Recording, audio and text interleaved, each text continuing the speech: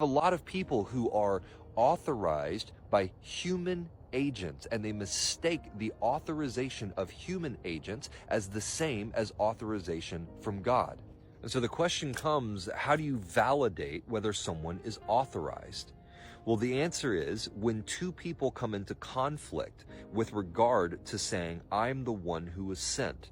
It is power that dictates who was actually authorized when there comes to a conflict of authority. And here's what I mean. If the Lord sends a person to a place and he authorizes them to do something, he authorizes them to say, this is how it is. And somebody else comes in and says, we don't recognize your authority.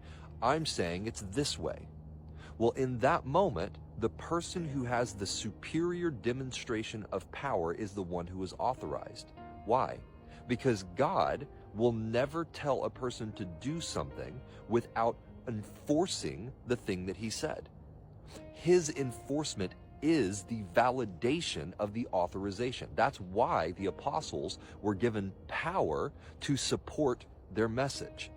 That's why when Moses went to Egypt and he started to demonstrate God's power, and the magicians came and they also demonstrated that they had power.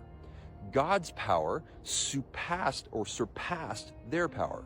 The snake, the staff that turned into a snake that Moses threw on the ground, ate the snakes of the magicians who threw their staffs on the ground. Why?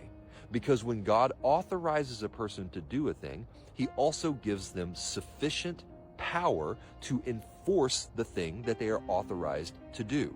And no one else will be able to demonstrate greater power or withstand the power of the person that God authorized. And that's how you know the difference. This is the reason that Paul said, when I come to you, I'm not going to test the words of the people who are teaching you an alternative message. I'm going to test their power.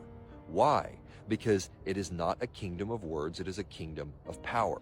And if you want to see the evidence of this in operation, go look throughout the New Testament in Acts and in the church letters where people were being authorized or ordained to do things. One of the things that you'll notice is that in multiple instances, it talks about how the prophets recognized what the Spirit was calling a person to do.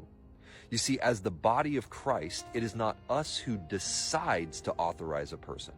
It is us who recognizes who the Lord is authorizing. And then, usually by prophetic or the leading of the Spirit, the elders recognize that person as being authorized within the community. They recognize them. They don't authorize them, they recognize them. And so the ordination from the elders is not that the elders are granting their authority. It is that the elders are recognizing that God's authority has been granted to this person. And so they are then recognizing and embracing that authority into their community. This is why we say that Jesus is the head of the Messianic community. He is the one who has the right to authorize people in his community. It's always been his church. It's not our church. We are part of his church. And so when authority is being distributed in the church, we can empower people within the community to do things and to do tasks. But it is only Christ who has the right to authorize people within his own community.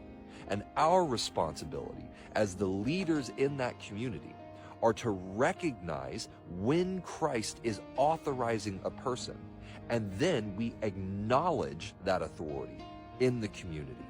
And that's the way that that process works in the raising up of leadership in the church. We have to make a distinction between people being empowered to do things and people being authorized by Christ.